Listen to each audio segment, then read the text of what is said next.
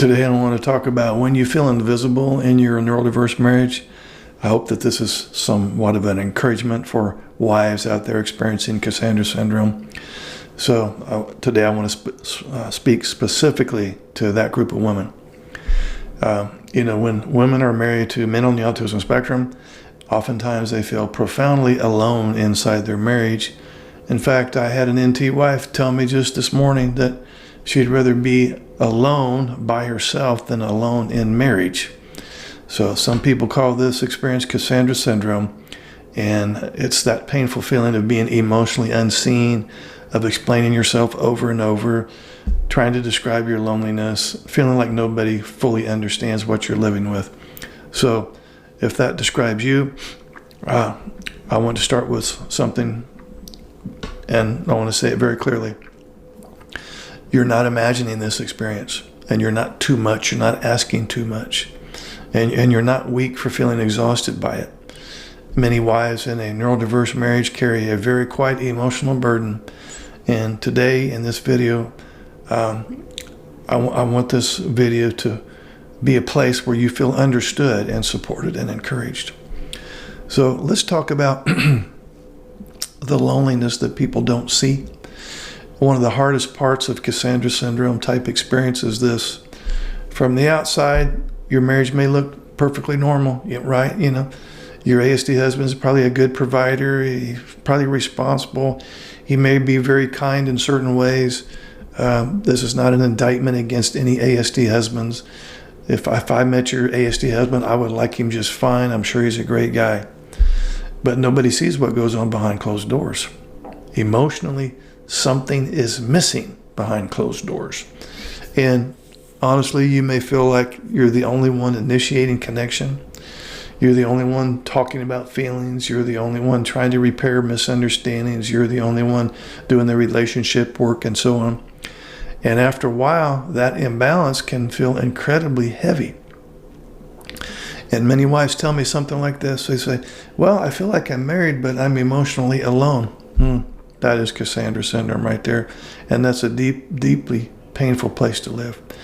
And when you try to explain it to your family and friends, sometimes they might say things like, well, maybe you're expecting too much, or maybe that's just how men are, or, at least he's not physically abusive.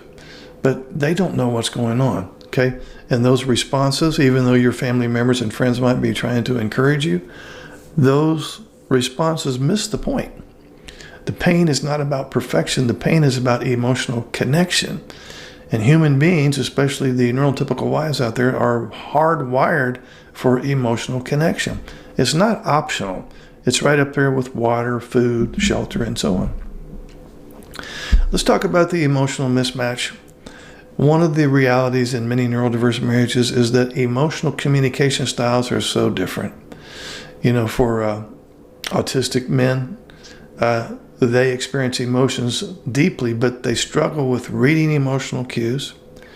They have trouble responding in expected relational ways. They have problems expressing empathy in verbal form. They have a problem recognizing subtle emotional needs. Meanwhile, you as the NT wife communicate emotions through tone, facial expression, indirect signals, emotional language. So the wife may be expressing distress, for example, but the ASD husband may not fully recognize what she's signaling. He just doesn't get it, doesn't quite understand what's going on, because he probably has alexithymia, which is emotions blindness. So this lack of emotional connection, it's a painful loop. The wife tries harder to explain. The husband feels confused and overwhelmed, and sometimes he feels dumb. So the wife feels even more alone, and the cycle just keeps repeating. You're living it, right? I'm preaching to the choir at this point. So understanding this dynamic doesn't erase the pain, but it can help explain why the disconnect happens. So let's talk about your experience and why it matters. One thing I want to emphasize in this video here is this. Your emotional experience deserves to be acknowledged. Sometimes neurotypical wives in this situation start to doubt themselves. They think, well, maybe I'm too sensitive, or maybe I just need to be more independent, or maybe I should just stop needing emotional closeness, right? But needing emotional connection is not a flaw. It's part of being human, and it's okay to want empathy and shared emotional moments and reassurance and feeling seen and valued. That's normal. It's legitimate. You deserve it. And recognizing these things is the first step towards creating a healthy emotional environment. The fact that these things are perfectly normal things to want and need, and you should have them. So let's talk about what your husband may not understand, and I'm hoping that you'll share this video with him. So this is another important piece, and I hope this is a bit of an encouragement for you. So listen up. Your husband probably cares more than it appears, but caring and expressing care in expected ways are two different things. So many autistic men show love through actions rather than emotional language. He probably shows his love by doing things for you, not so much being with you. For example, fixing things, providing stability, maintaining routines, staying loyal in a relationship. These behaviors count. And they're often a way of the ASD husband saying that I care about you and I care about the family. But here's the problem. Because those expressions look different from emotional conversation, sometimes that love message gets lost. It doesn't feel like love at some level to some NT wives. So recognizing these differences doesn't erase your needs, but it can help create more realistic expectations about how love may show up from your ASD husband. Let's talk about how you're allowed to take care of yourself, okay? One of the most important, encouraging things I can probably offer you today is this. You're allowed to take care of your own emotional well-being. You don't have to carry the entire emotional weight of this relationship alone anymore.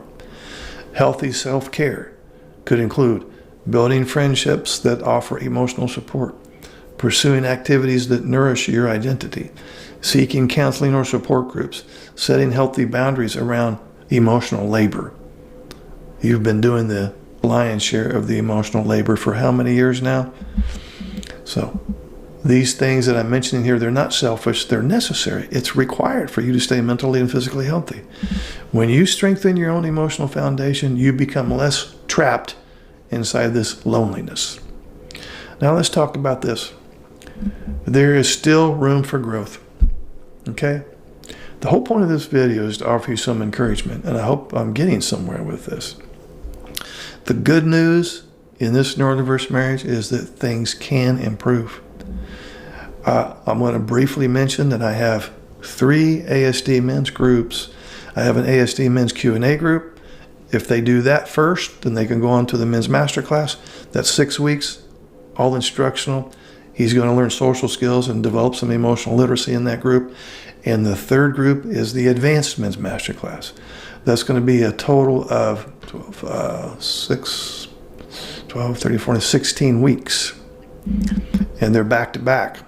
So in the event that you could get your ASD spouse involved in these groups, I'm very confident that I can help him learn how to provide you with some emotional reciprocity, give and take in conversations, affection, and so on.